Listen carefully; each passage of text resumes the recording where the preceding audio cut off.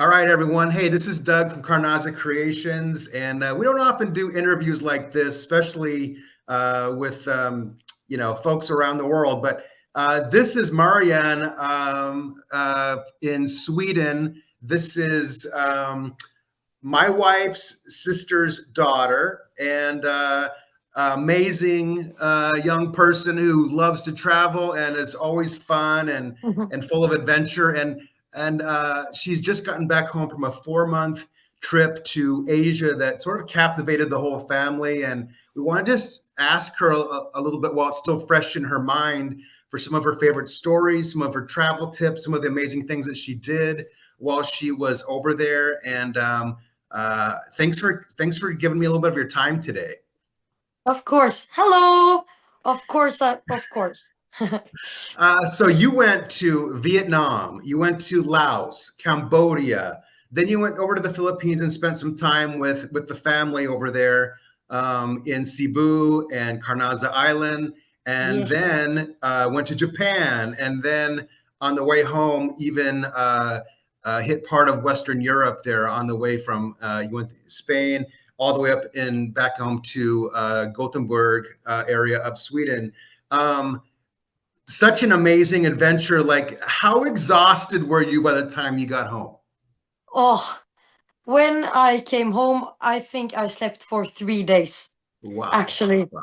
I was like the social battery. It was in a whole another level. So I was quite tired, but I was also very. I came home and was very happy and fulfilled with my journey. A Yeah, lot. yeah. How Yes. many souvenirs and things that you picked up along the way did you bring home? Oh, too many, too many. I felt the first I took away all my souvenirs from the bag, and it was half empty already because I realized that this year, this time, this trip, I'm not going to take anything with me. So I took one T-shirt with me, actually just one T-shirt, and I came home with 11 new T-shirts just as souvenirs. Yeah, yeah. You have to do it. I mean, when are you going to go back to some of those places? Yes, Uh, yes. so the planning that you did ahead of time, because you're going to be gone so long, you're going to be staying in so many different places, so many little pieces of travel involved to get from one place to another. How much of your trip was planned, and how much of it was sort of like done on the fly, like adjusting to one from one thing to another while you're in the trip? Uh, to be honest, I the my first country I visited was Vietnam, and I planned the whole month in Vietnam. But the more and more I traveled, I realized that I like to travel without planning. So Vietnam was actually the only country and the only time I planned. And after that, I just took it day by day. Yeah. But I kind of planned how long I was trying to stay at each country.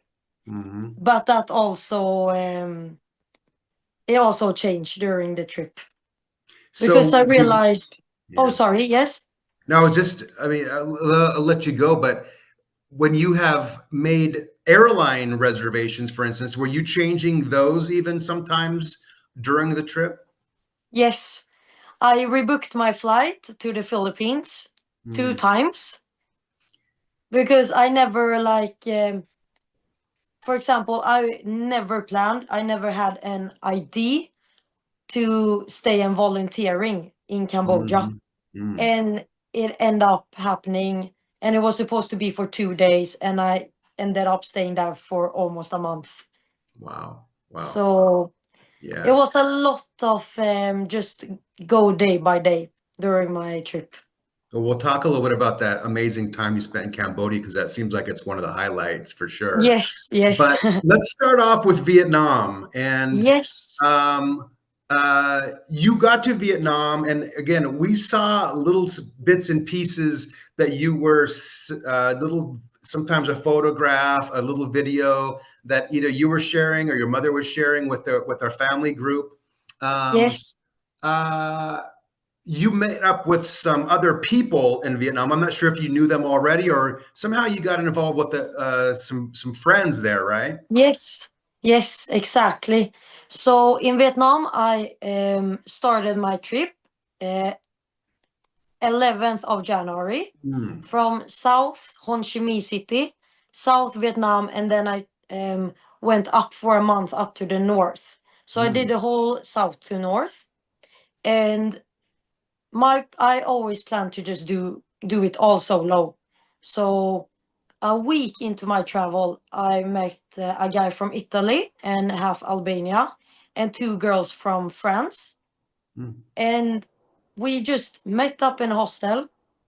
We were all going to the same place after the place we met, but it ended up being me travel the whole month in Vietnam with the two French girls. Wow. Wow. That looks Yes, like it was incredible. it was a very I like that's the thing that I really thought that we were hanging out one day, and it turned out to be a whole month together. Wow. Wow. Yes. So you had picked Ho Chi Minh City to start with, and then a Yes. hostel to stay in, and then you linked up with some people. Um, what made you choose Vietnam and the route that you took to begin with? Like, how much research went into Vietnam for you? To be honest, I just felt like I wanted to do the coldest country first. So it's like done. And I can move my way to the beach, to the Philippines. But also, I felt like of all of these countries, except Philippines, of course, Vietnam was the country I knew most about. Hmm. So I felt like it was a good country to start in to feel a little more safer due I to see. traveling solo. Yeah. Yeah. Also, I knew that that country is a lot more like touristy. It's easier to travel there solo than it is in Laos and Cambodia, for example. So I felt like it was a good way to start with a little more safe country, Hmm. just to Interesting. get more comfortable. Yeah. Yeah. Did you have any real security or safety issues traveling by yourself? Actually, no, I Hmm. can't. Like, maybe I have a really good luck or had a really good luck during my trip, but to be honest, I feel like Southeast Asia is so safe to travel. Very like when I met other people who did solo traveling, they say that Southeast Asia, is a very common and safe place Hmm. to start doing solo traveling. Interesting. And it's not due all because it's more touristy, but also due to the people. Like if something happened, I you can always turn to someone. Hmm. Maybe it was one time when the gasoline, um, I had no more gasoline in my scooter, and I was in the middle of the road. Hmm. But it just came a Vietnamese guy and helped me. Hmm. Like I always felt safe in some way. Oh, that's great. That's awesome. I mean, Yes. that was one thing I think even Maylin and I were a little concerned, like, and maybe other people too, like, wow, she's out there by herself navigating all these brand new areas where she's a stranger and boy, all the things that could go wrong. But first of all, you're super smart about everything that you do, and then also super friendly and make friends with everyone that you come in contact with. So that was a huge advantage, I'm sure, for you. So you Yes. travel, you did your most of your traveling in Vietnam on motorbike, right? A lot of buses too, Okay. but a lot of scooter also. Like I went to one place with a bus, and then I always rented a scooter. Mm-hmm. And me and my friends, we really like to go to a place, rent the scooters, and drive off a bit, so we could Mm-hmm. stay in another type of village Yeah. rather than the big city. We heard that you spent some time in a little village. Somehow you embedded yourself in with some little family up in the mountains in a Yes, village. How did you yes. do something like that? How did that come about for you? Actually, it was my friend in Spain who had been in Vietnam like half a year ago. And Oh, he told me that he went off a bus and he just got in contact with this lovely family. And I told him that I wanted to do something similar, to actually not just take photos of our tourist place, or actually live in how they live. yeah. So I got her number and I texted her Mhm. and I asked if I could stay with them and offer to cook food and clean and do whatever they do. So uh, I took a bus. I just Mm. took the bus and then I met them up and I stayed there for 2 days, I think. Mm. And it's a native people in the north of Vietnam called Hmong people. Oh, wow. Really Yes. interesting. And did they speak English? Yes, maybe Was the 50%. communication okay? The I feel like you can always communicate with people. It takes a little more time and effort, Hmm. but you can do it for sure. Like But you're texting them in English, right? Like, hey, I'm gonna be, at the bus stop at such and such time. Like, that was obviously you were using English or French, maybe. English and yeah, actually a little French because they talk, due to the war and everything. A lot of people in Vietnam know French, but also Google Translate. Oh, that's true. That's great. That's a Yes, great tool. Yeah. yes. Was that one of the highlights for you? Seeing that authentic experience with a family in Vietnam? For sure, yes, for sure. Like that's the one of the most memorable moments, Mm. because I didn't. Usually, you can go to a place and see it, but to experience it is another thing. And Yeah. also, when I was with this family, it was also Tet, the Vietnamese Vietnam New Year. Oh, oh, yes. So I got to celebrate Tet, not with Wow. the whole family, with all the relatives as well, up in the mountains. So it was very memorable. And Mm. also not having Wi-Fi and cook food and help them.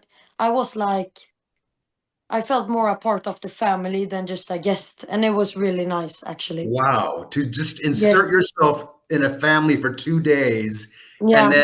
then make family with them, like that is an amazing skill. Yes.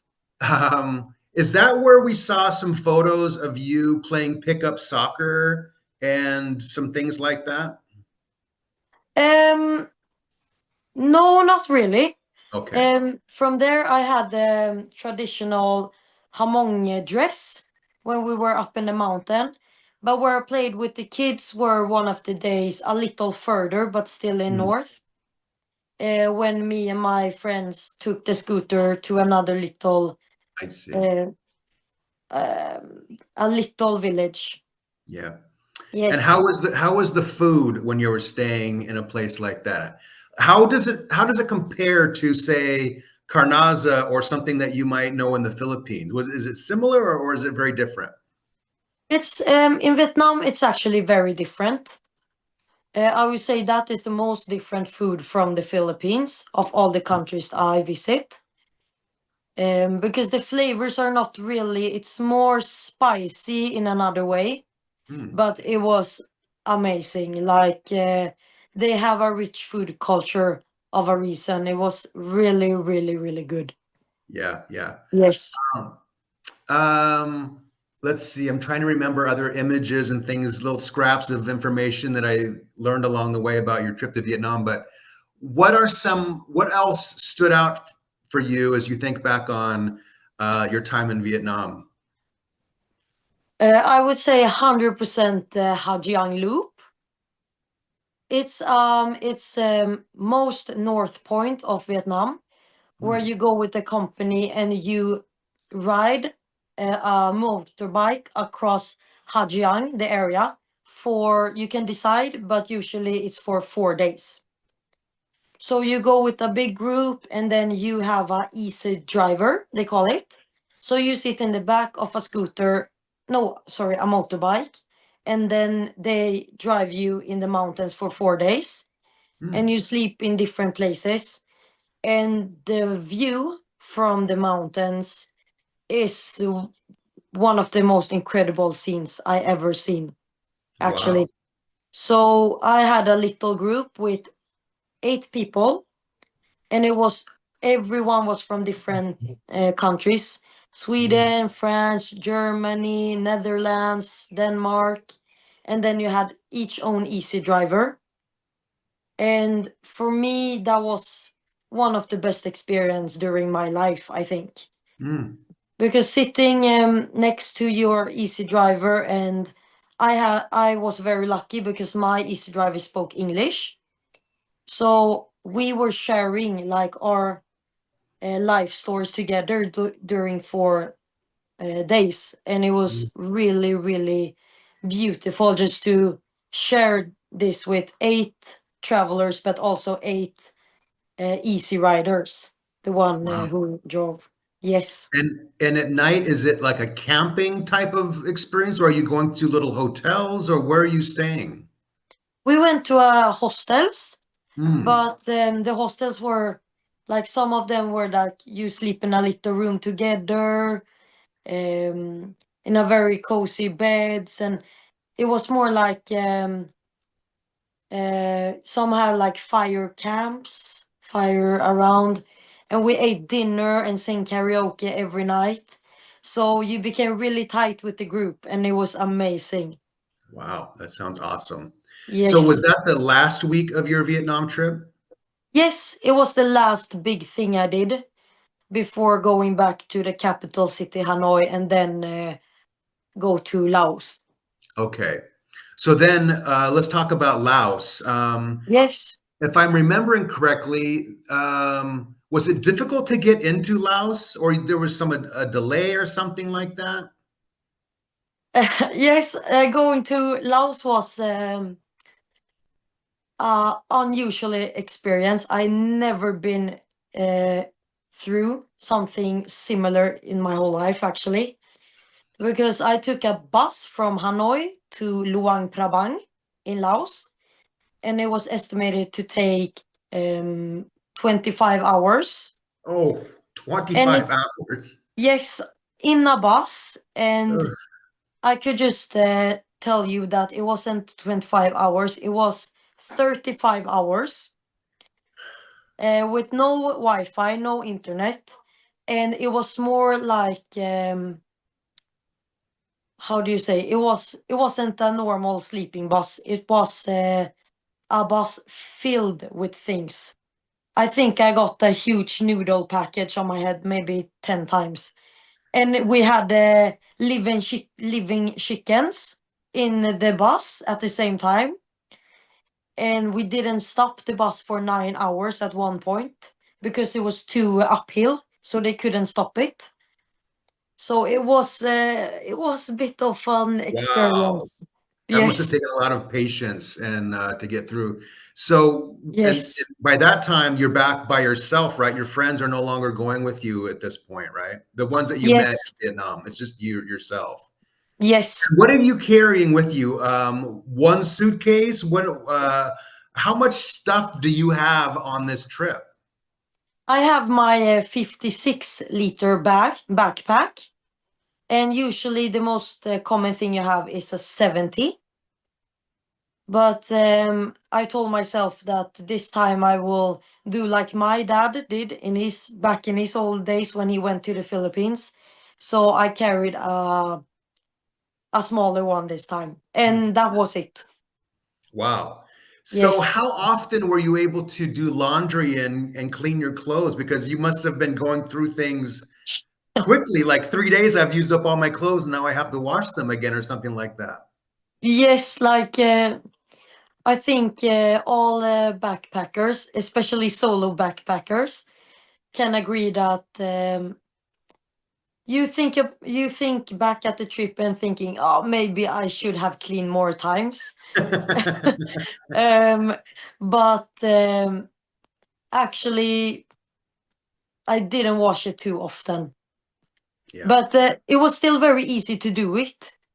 The problem was to have time to do it before Yeah. going to the next city. Right, right. So you must have been so incredibly relieved to get off of that bus in Yes. Laos. So what do you remember about those last couple of hours and finally getting off of that bus finally? And then, when you got to Laos, did you have a plan where you would spend that first night in Laos? I can say that I was super relieved, and um, I felt like I could feel my legs again because I couldn't like move at that bus at all. So we arrived maybe 4 in the night. I was Mm, super hungry, but I found one place that was open. And actually, my plan was to stay in that city, Luang Prabang, for some days. But for the first time in the trip, I felt a lot of anxiety being in that city. I don't know why, but I just didn't feel like it was a place for me. mm. And then I realized that I don't want to stay here. So I actually packed my bags the day after and went to another city. Is that partly because of your fatigue or because it just didn't seem very welcoming? I think it might uh, didn't feel too welcoming, Mm, but also I felt that I don't really like big cities. I prefer more to be in the nature. mm. And I felt I was in Hanoi for 3 days, like the capital city. So I really wanted to be out more in the nature, and I really didn't. Sometimes you just go to a place and you have a bad feeling about it. So Mm, mm. I just went north, more north up to Laos. And so, how did you make choices about where to go in Laos, and how to find a more comfortable place? Uh, to be honest, I think the best way to find out is to ask the local people Mm, and also people in the hostels. Because I feel like usually you can search it up in Google or the new platform TikTok and everything, but I found that I got the best tips from locals or people who has traveled before. So I just asked the one who worked in my hostel where to go, and he gave me the recommendations. And you made some more friends in Laos, right? Yes, I made especially one guy from Germany. We became really tight. But I also met my oldest friends from Sweden because she was there with her boyfriend. Okay, so you had pre-planned that part that you would link up in Laos. Yeah, kinda. It was first we didn't think that we would be in the same place at the same time, Mm, mm. but it ended up being like that. So we decided to spend the 5 days together. Okay.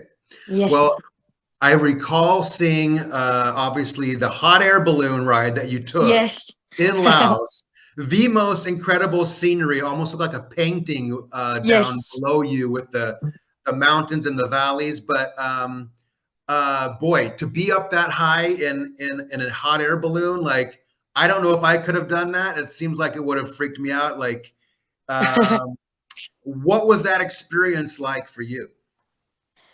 Oh, to be honest, that was like the most. I can't even describe the feeling. Also because I love to be high up. I always liked it. So to be there and see the sunrise and the mountains, it was it was I don't know when you get goosebumps. Mm. It was really, really, really like that.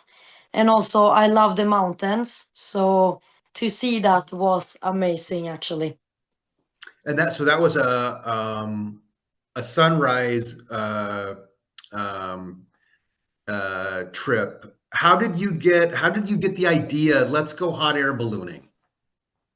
It's actually a common thing to do in the city Vang Vieng because they have hot air balloon and also paramotor. Mm.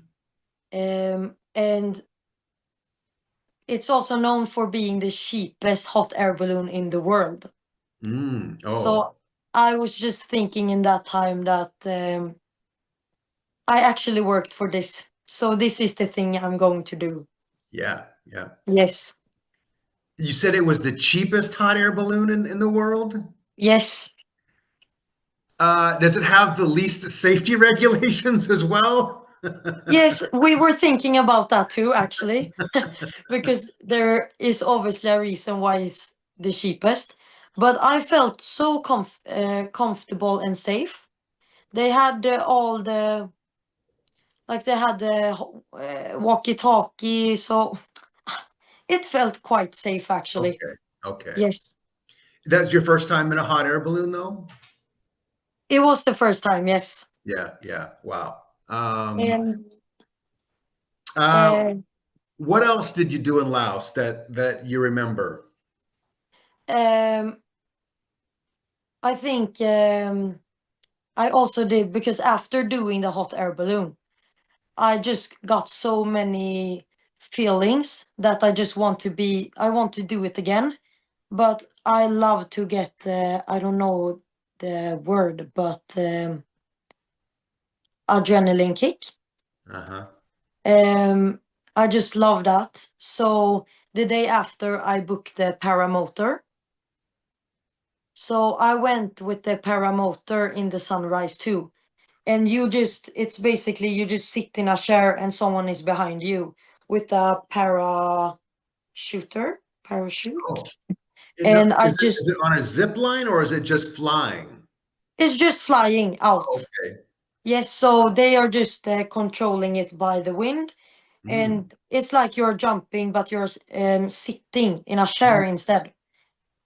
And for me, that was one of the highlights because the adrenaline kick when you just look down and realize that you are just like A bird. seeing the city. Yes, you're a bird. Exactly, exactly.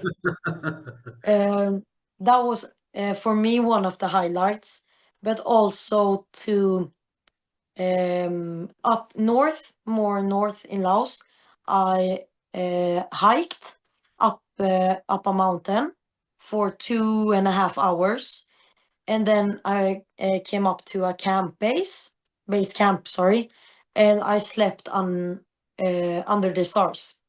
Wow. Yes, and I always like to hike, and I love to sleep outside in the nature. And it was actually the first time sleeping under the stars in a clear sky. So that was Mhm. definitely one of the most best moments in Laos. Now, did you do that by yourself or with your friends? I actually just booked a little guide to do it. And then it ended up being 8 girls in the trip too. So all of them was random people, but we just stayed up the whole night and talked and have the best time ever. Wow, fantastic. Yes. When you're in an outdoor setting like that, top of a mountain in Laos, you're spending the night outside, are you worried at all about bugs, snakes, other wildlife, like something creeping up on you while you're asleep? To be honest, I'm really, really afraid of snakes. I got it from my mother. But when you are there, you just enjoy the moment so much, so you forgot it. Yeah. So, but yes, my blood, the mosquitoes love my blood. So I didn't feel it in the moment, but when I woke up, I felt it. You've been bitten by mosquitoes. Yes, a lot. Yeah. Yeah. Um, hopefully that wasn't too impactful for you. I mean, obviously mosquitoes could give you malaria or something like that if it's get in the wrong spot. Yes. So was that near the end of your Laos adventure? Yes, it was actually, because unfortunately, as any backpacker in Asia, you get sick once. And I got sick after that, unfortunately, for Mm, 1 week. mm. And do you think that's So because of what, the water or something else? off the water for sure.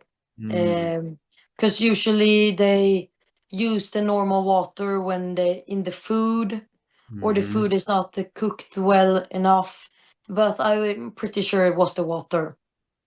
Yeah, right. It's Yes. hard to always have bottled water. Yeah, sometimes you're getting it out of Yes. right to But tap. It's not I fun. was also prepared for it because once you are there, you will get it somehow. I Yeah. just knew it. So, what did you do in Laos that gave you more like the authentic Laotian experience, the way that you had in Vietnam? Did you meet and interact a lot with the locals? Yes, it was actually. Oh, I almost forgot this, but it was one day when I was just go out walking, and I took a little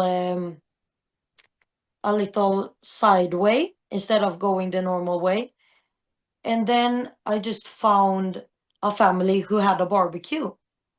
It was the three families who had a barbecue, and I was there and I was swimming in the river, and then they yelled at me like, "Oh, don't go to the river because there are snakes there." Oh, okay. So yes, I never been that fast, and I jumped off from the river, of course. Um, and then they invited me to the barbecue, and I was staying with them for the whole afternoon. Wow. And how And it was that was, food? oh, it was amazing. And also that one of them was an English teacher in Laos. Oh, wow. So it was We're- really easy to, yes, to connect. And also some it's always good to go to museums and learn about the history, but to ask them how everything was in Laos with because they have a lot of landmines still um, Oh, in the grounds, how it was, and still that they like it's not really a democratic country. hmm, To just have these talks was really, really nice. And actually, just to be with the family, it was really, really nice. fantastic. So Yes. then, how did you make your way into Cambodia? From the capital city, Vientiane, from Laos, I took a 25-hour bus Oh to, no. yes, to Siem Reap, the famous city where Angkor Wat is located. That's the big temples, right? Yes, Okay. yes. And so how was that 25-hour bus ride in comparison to the previous 35-hour bus ride? Was it a little less was it the same? Was it chickens and everything in there, or was it a little bit more comfortable? It was for sure more comfortable, but it was also a new experience because you have these sleeping beds, but they are double beds, so you just share it with a random person. Hmm. And it's like a real double bed, so it's not nothing between. So they just give out a number, and then you are just lying beside someone for 25 hours. So it was quite an experience to do You're not that in a actually. seat, you're on a little bed instead of a Yeah, chair, like a seat. I would say it's maybe like 110 centimeters. It's like a really, because the Asian people are built a little less smaller. Hmm. So it was quite an experience actually. Wow, interesting. So Cambodia is obviously one of the highlights of the entire trip, and I want to ask you. I know that you're going to have to maybe remind me the name of the organization Yes. that you got into, but how did that transpire for you to link up and do volunteer work in Cambodia? Okay, so the organization is called New Dreams of Cambodia Children Organization. And basically, I just realized when I was in Cambodia that I wanted to do, like, I wanted to do something else. I felt like I wanted to, I didn't want to learn about the country going to museums or um, read about it in Google. And I just felt like I wanted to have some kind of deeper connection. And I saw some flyers about this school. And then I also got reminded by a guy that I was doing the Ha Giang Loop with in Vietnam, that he was talking about that he did volunteer work in Cambodia. So I reached out to him and asked him, and then he said, "Oh, it's in Siem Reap, the place I was in." So I just texted the headmaster of the organization, and I went there. So, do they have travelers like yourself coming in and out of this program all the time? Why were you able to just insert yourself and start doing that? Yes. Like, how does that work? And what does the organization aim to do? Um, it's not like a normal organization that you may have to book it in advance and you have to pay in advance. It's more that you can come and volunteer for not even a whole day. You can come and volunteer for a class, or how long you can stay as long as you want, but you have to pay $50 to try it out, no matter how long you want to stay. And it's mainly for travelers who want to try on volunteering. It was exactly for the thing that you explained about people that maybe they don't want to do the typical sightseeing. They want to immerse themselves uh, in a way that you were just feeling already. Yes, It yes, was perfect. It exactly. was perfect. It It was a perfect was, thing for you to fall into. yes, I felt like it was somehow meant to be, because I went there and I signed up for 3 days, and I ended up staying for 23 days or four or something. Wow. Yes. And So the connection that you made with those children, we've seen it on some of your social accounts. It definitely seemed like it captured your heart a little bit. And yes, tell me about, I don't know, just how you made attachments there, and what you did with the children over the course of those 23 days. yes, I'm gladly to talk about that actually. We'll put a link in the But description so people can find out more about it. yes, yes.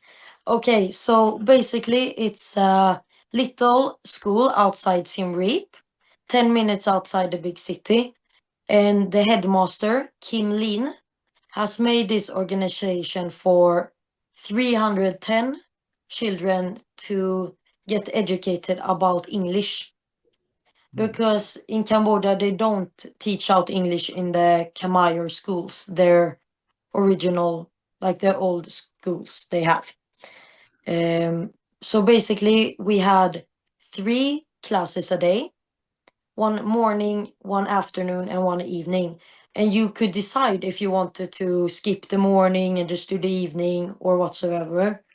But I went to all the classes because I enjoyed learning out so much. And So so you were doing the teaching in these classes, or what were you doing? in the beginning, you are always welcome, and then you're more assisting a little, because usually they have some volunteers that stay longer. And then, like, more with the time, you get more attached to the classes, and you became more of the responsibility, uh, the teacher with the more responsibility, like the Mm. main teacher. So in the beginning, I was more of an assistant, Mhm. But because I've also worked with children for many years, it it developed out very fast that I became a main teacher, and teached my own morning class and my own help with another teachers the afternoon class and the evening class. So I had my own classes. Can you describe a full day in this place? From where did you sleep?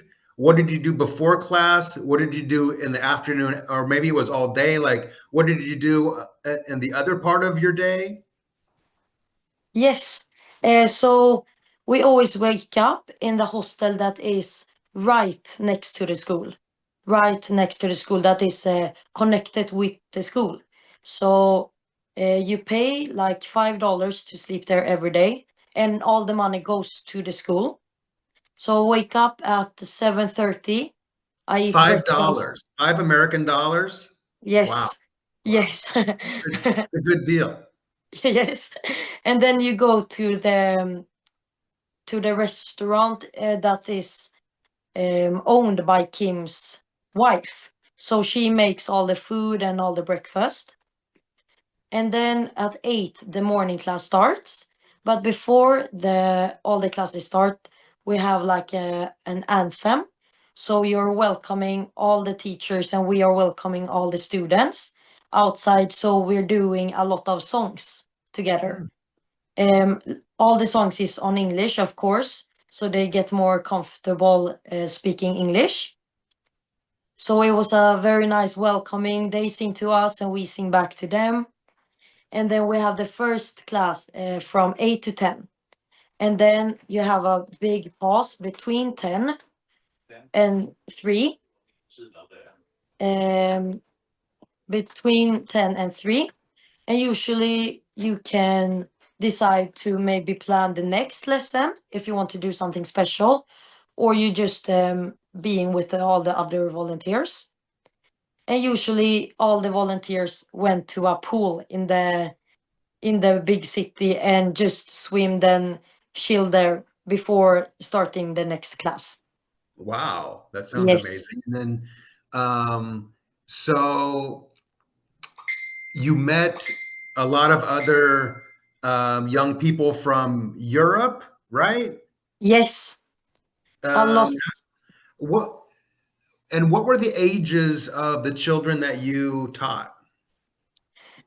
So if I answer the first question, we were like um because it usually gets that you get a group and usually the most people say yeah we stay 2 3 days, but then you build all the connection and it end up that everyone wants to stay longer because we want to stay together. So we were a group of 8 volunteers and we Hmm. all stayed together for as long as we could, and we teach out in the ages between 6 up to actually 25. Really? So I actually teach out English to some people that was older than me. Hmm. And for me, for someone who has only been working with the ages from 6 to 12, it was very, very challenging to teach out, not because English is not my first language. Right. So teach out a language that you never because it's more natural to talk and not natural to teach it out was very challenging but very fun. So yeah, were you then tasked with creating a lesson plans by yourself, or was it were they handed to you like, okay, this is what we're going over today, Marianne, you go through this material with your students, or did you have to come up with that by yourself? It was a little mix of both because they had the three Khmer teachers from Cambodian. They call Khmer teachers, Hmm. and that helped us with a plan. But they also said if you have something else to do, you do it your way. But it was mainly because to get some help on the way. But because I had so much experience with it before. I had a lot, like everything I learned by working with children, it came back as soon as I started work with the children again. So yes. It seems like that was a bit of a life-changing experience for you, those 23 days. Like, how much did it rip your heart out to leave? Oh no, actually, to be honest, if it's something I think about every day from my trip, it's that time. It was the time to be from Cambodia to the Philippines. I always say it's the best month of my life, actually. Because it was the 8 volunteers, the one who we made a big gang of. We all decided to go to the islands of Cambodia for 3 days before splitting to have a little final end of our Oh, trip together. But it also meant that all of the 8 volunteers have to leave the school in the same time. And for me, it was a very, very bittersweet feeling because some like I did the same, and I understand why people have to leave because they had their own plan to go to another countries and travel just like me. But at the same time, the children deserves like a stable teacher who is there for a long time, just so they can get the bigger bond and get to know the English better. And for me, it was a very bittersweet feeling leaving that behind. because you knew you were doing good things there. Yeah. Yes, and also to see the how it develops and the progress in the children and the strong connections you make. It was very, very hard to leave. But I still have contact with the headmaster today, and I still am a monthly donator.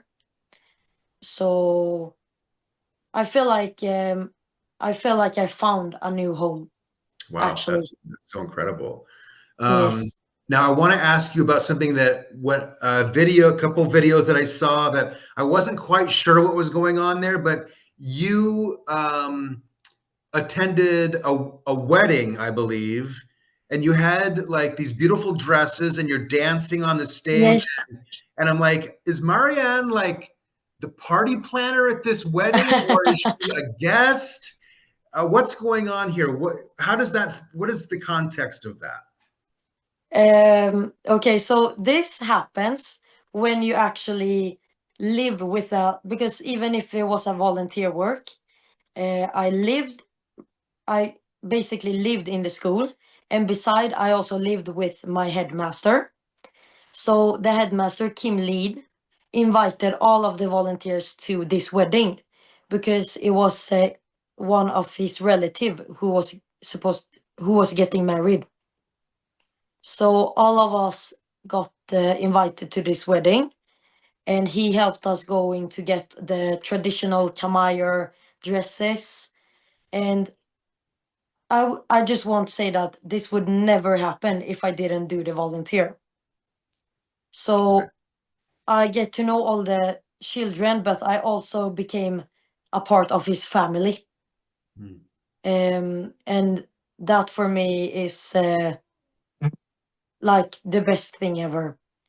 And we ended up going to that Khmer wedding. And actually, I think it's one of the first weddings I attended to in my life. So it's really nice that it was a Cambodian wedding. So does that mean was it a Buddhist wedding? uh, yes, kind of, but Or in sort of Cambodia, maybe non-secular, maybe just it seemed like it was a big party, at least at the end. But what was the wedding like? the wedding was, the thing is that the wedding was just like a whole party Mm. because when they got married and everything, um, it was almost like a, not a normal wedding, I would say, but they throw all these things on them and so on. Um, Sorry, dog. It's okay. Ja, jag har ju verkligen en intervju här. Kyckling. Ja, men tipparäkor bara. Tack. Sorry, dog. No problem. No problem. Yes. Sorry, where was I? Wedding. But yes, the wedding. So basically, it was more of a wedding party because in that season they have more wedding parties than traditional weddings. Mm. So it was a lot of traditional dancing and traditional food and traditional music. And that was a mix between Buddhist but also Red Khmer people. That is like a native people from Siem Reap. Also the native people from Angkor Wat area. Because it's the same area. Yeah. How is Cambodia different than Laos? I would say that I spend more time connecting with the people in Cambodia. So I got another image how Cambodia was. I got to learn more. But I would say that the Laos people were amazing. But I never felt so home as I did in a foreign country as I did in Cambodia. But maybe it's also because, especially in Angkor Wat, a lot of people know more English due to it's such a huge tourist place. Right. Okay. Yes. So then you did finally make your way over to the fam over there in the Philippines. Flew into Yes. Cebu, where Marcy and the gang were, I'm sure, waiting for you with Yes. bated breath, so that they could put their arms around you and spend some time. Boy, our family there is so incredible, and love them so much. But did you feel like you could at least you could relax a little bit and just enjoy those people, right? Shalame and Florida May and Yogi and everybody, Yes. Dina. That's just a good time every day with them. Yes.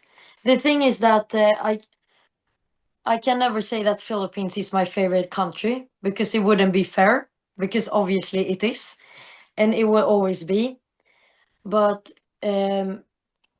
just to come home to the Philippines, to step into the Philippines, it always feels more like home than travel.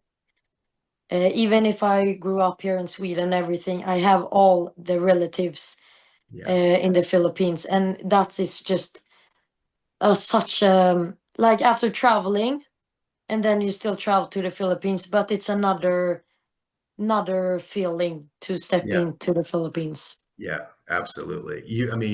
Right. You're just walking into everyone's arms that already love you there. So what did you, other than just seeing again the family, what were some of the goals of your trip to the Philippines that you wanted to maybe see something you hadn't seen before? I don't know if you had a little checklist of things that you wanted to see and do in the Philippines, or it was more about just, hey, I want to spend time with the family there. Take them out to dinner, that kind of a thing, Yes. Of course, I actually had a goal for me that get a deeper connection with the relatives in Kanasa, because I was there 2 years ago in 2023, and I felt I was there alone for the last week of my travel back then, and then I felt that I want to stay longer time in Kanasa and just not be more like, oh, Marianne is coming to visit. It's more that Marianne is going to stay here with her family. I wanted to have the, like, that I'm not they don't see me as like a vacationer, like you're someone yes, who's gonna like, hey, I'm living here right now. Yeah. yes. I didn't want them to treat me as a princess that is coming. I wanted them to see me as one of them. So this time I was more into that. I also have to show them that I can do the laundry. I know how to do it. They don't have to do it for me. I want to cook food for them.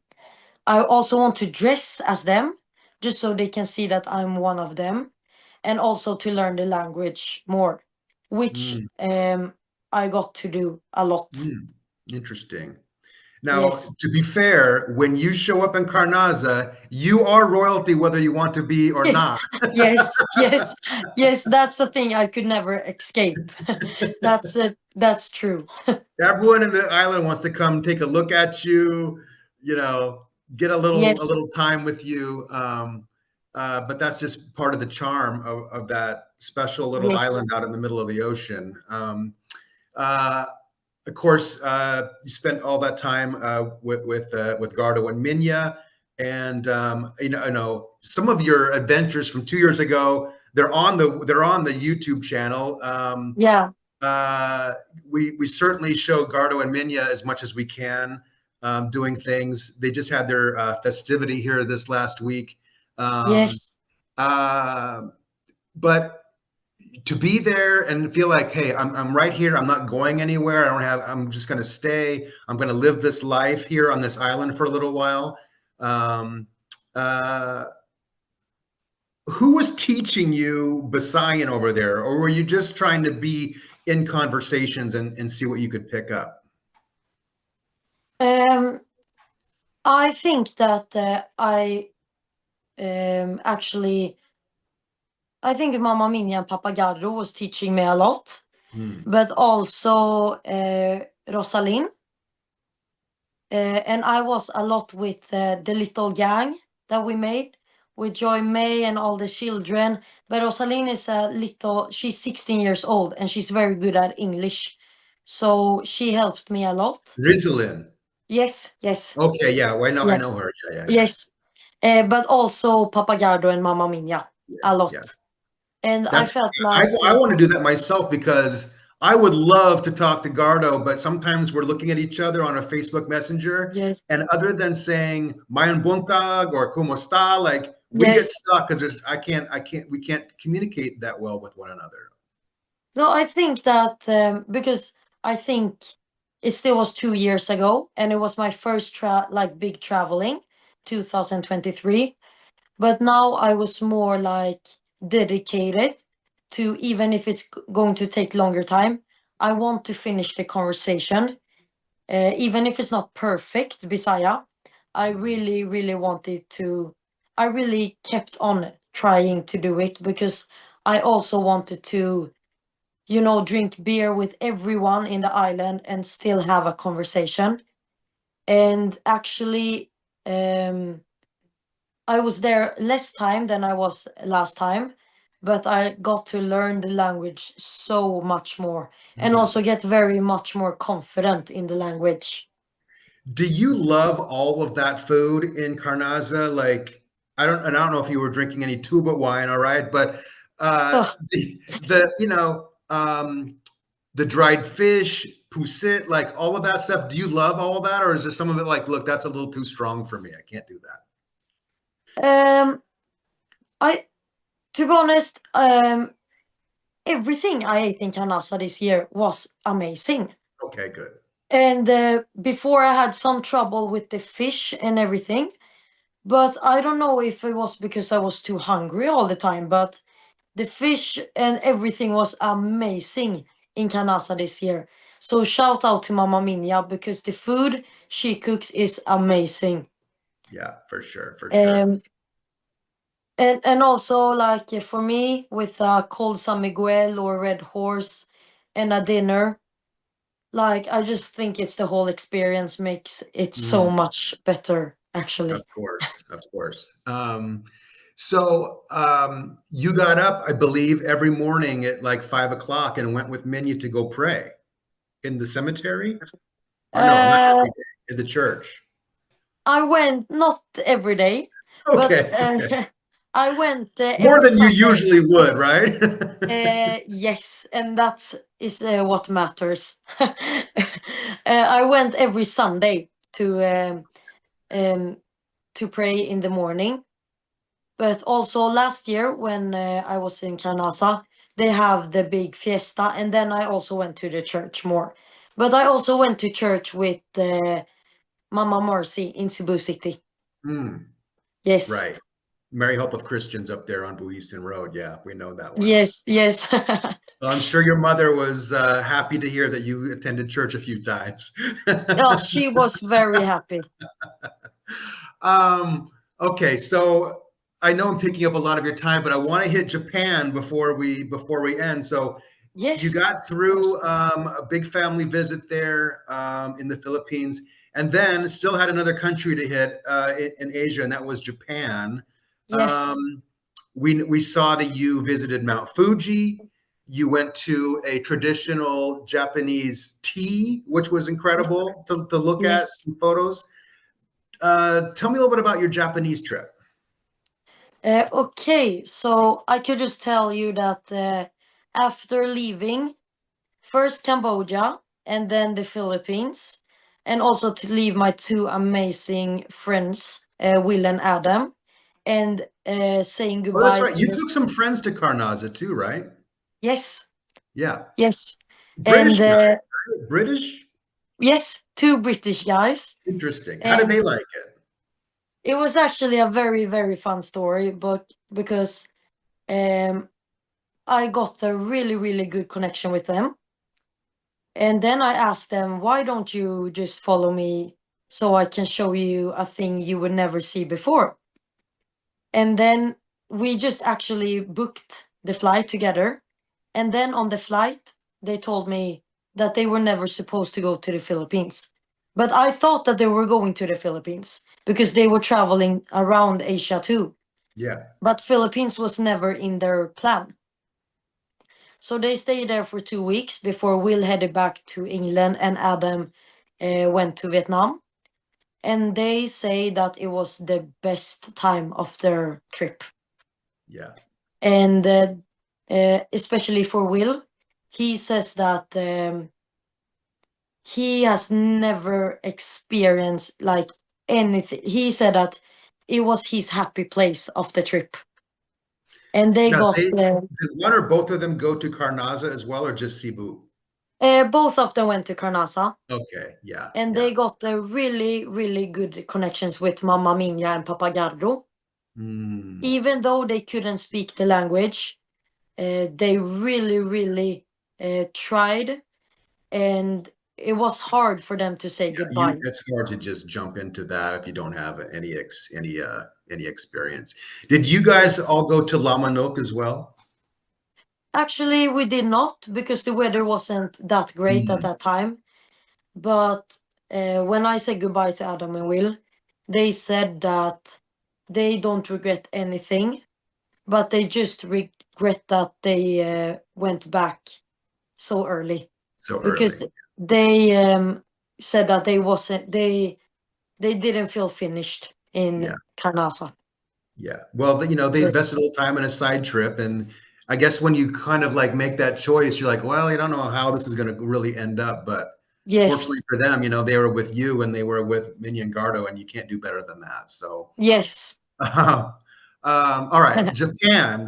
Talk to me about a yes, little bit about Japan because there you have again like a much more um, maybe modern type of a country. Everything is, um, it's a new language again for you, but then, you know, a lot, it's first world yes, country, right? Like everything yes, is technology is awesome, transportation is on point, everything. There's no chickens on the train, like all that stuff, yes. Oh, right? How did you? yes. What did you? How did you navigate yourself around Japan? Um, Actually, like it was such a huge culture shock for me to enter Japan because I already know it was a more modern country and it was not like Southeast Asia, but it was just such a big shock for me um, to go from like almost like non-working toilets in Laos, Cambodia, Vietnam, Philippines, then coming to where all the toilets are singing and they have Bluetooth and warming seats, and everything was like so clean, and it was expensive in another way, and it was very quiet. Like there were never people shouting, there were never people raising their voice or talking Mhm. loud. And it was a big That's culture all. That's shock. all you get in the Philippines, right? Yes, like people yelling from across the island, and you still hear what they're talking about, or all the chickens saying "tok tok gao" in the morning. It was nothing like this. So it was a huge shock, but Japan surprised me very, very much, and it's it is an amazing country, actually. Yeah. Where did you stay? What kind of Uh, I accommodations s- did you find? More hostels? yes, I ended up staying in only hostels, Hmm. but the hostels there is like hotels. Like you still have your own bed, but then you have lockers and like the best, actually one of the best shampoos I ever had. Like it was insane to stay in Japan. And Hmm. I started my trip in Tokyo, and then I did a little side quest and went 2 hours to visit my mom's cousin. And then I went to Mount Fuji area for 2 days, and then Kyoto, and then back to Tokyo before leaving Asia. When you went to Mount Fuji, obviously a lot of people hike to the top of Mount Fuji, like that's a very sacred place in Japan. And what did you do in Japan? I mean, what did you do at Mount Fuji? So, if I were there in the right season, I would love to hike Mount Fuji, but unfortunately, it was closed at that time. But I actually decided to do a little. I did a lot of research about Mount Fuji, but I decided to do a little different way how to visit it. So I went to, because there's 5 lakes that you usually stay somewhere in a hotel or a hostel, and I went to the least touristy one. I booked the most cheapest hostel you can find, and then I rented a bicycle and drive around all the lakes the day after. And And is that a good travel tip to find the least expensive hostel? Is that something that you would recommend? actually, if you go to, let's say, Laos, I would never recommend you to do that. But that ended up being one of the most memorable days for me in my whole trip, because it ended up being the best option you could ever find, because I got to get in a traditional Japanese house, Hmm. including Japanese typical breakfast, Hmm. and the little village. It was also a traditional one, one of the oldest villages in Mount Fuji area, and I Hmm. had no idea about it. Hmm. Must have So been absolutely beautiful. yes, and when I woke up today, because I arrived like almost in the night, when I woke up today and I went 20 seconds from my house to the lake, and I was the only one in the lake, and Hmm. I saw Mount Fuji in the perfect spot, and the sun was hitting. I just Wow. know I made the best decision. Wow. Awesome. Incredible. Yes. Um, uh, did you, let's see, where did you have your traditional tea? I had my tea ceremony in Kyoto, which Mm. is a very famous city in Japan, because it's the perfect mix of traditional and a modern city. It's not really like Tokyo, it's more traditional with all the old temples and houses, and of course all the cherry blossom trees, but a lot of temples there. And also it's the main heart area of the matcha tea. It's Mm. where it's made. So, and of course, if you have seen Carnasa Creations, you know that my mom loves tea. Yeah, she likes to Uh, make tea. Yeah. yes, and I love tea as well. So I Mm. just had to do a traditional tea ceremony with the kimono on and got to meet a tea master. So I did it in Kyoto. Was that an expensive, but obviously necessary, but was that an expensive experience?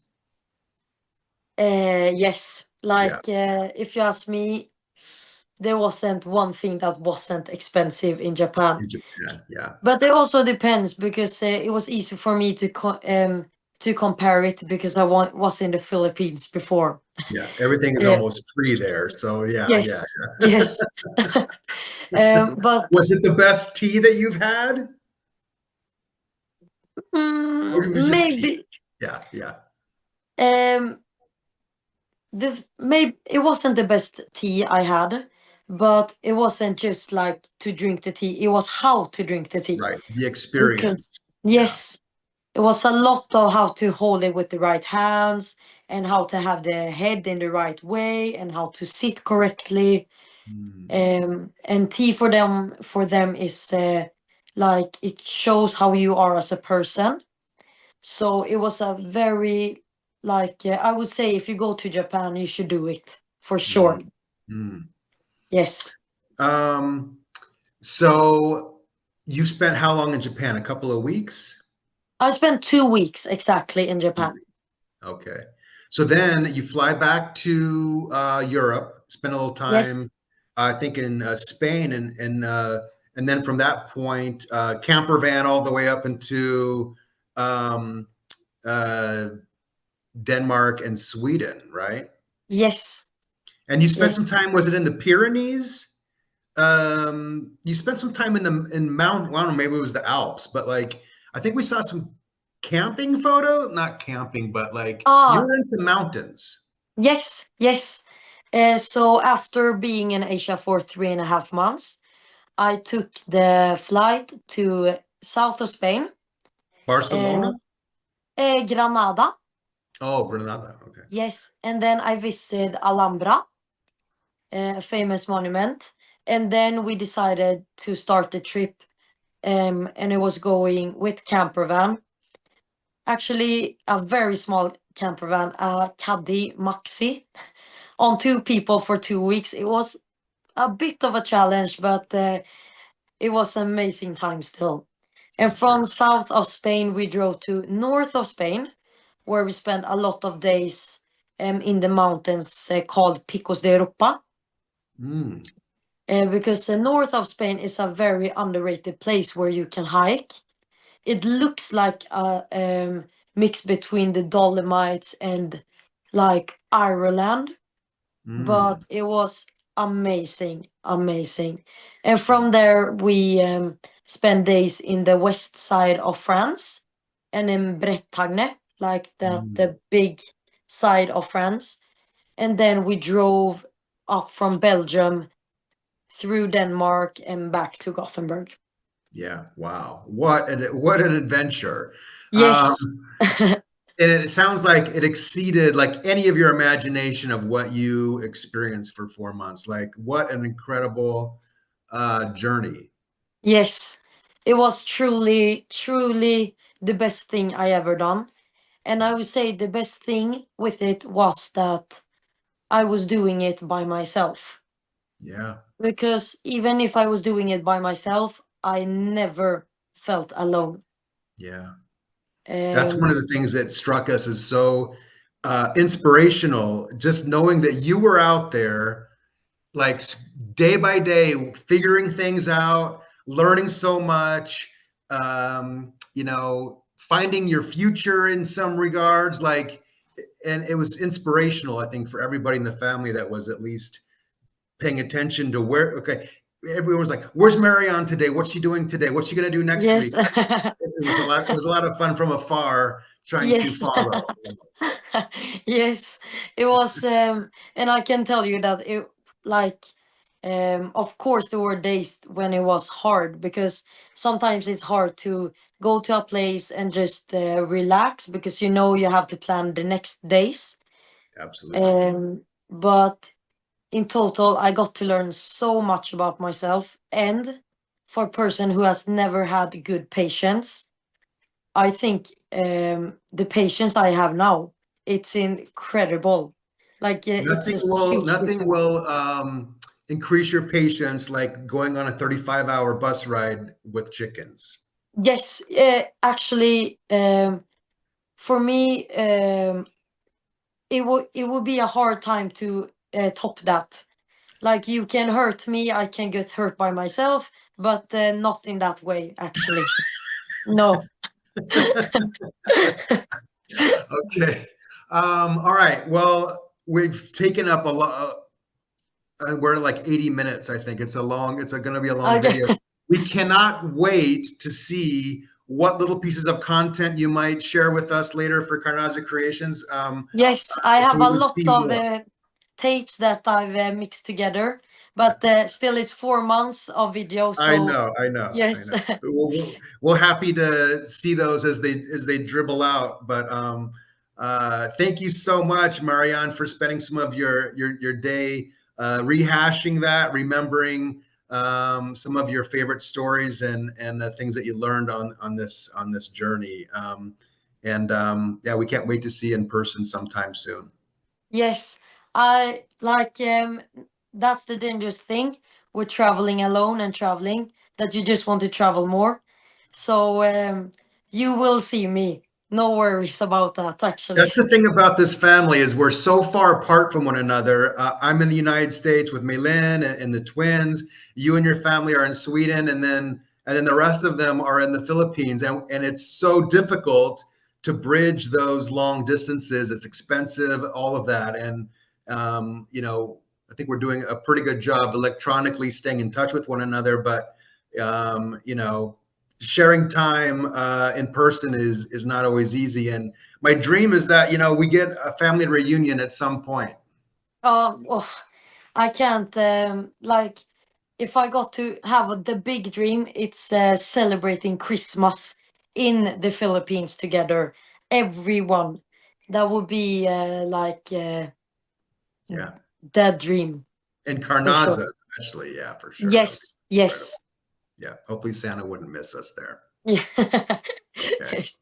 All right, well, I'm going to let you go, Marianne. We'll talk again soon. Hello everyone, this is Melanie from Karnasa Creation. This is Hermie from Karnasa Creation. Hi, this is Florita Min from Carnasa Creation. Hi, I'm Mila. Welcome to Carnasa Creation.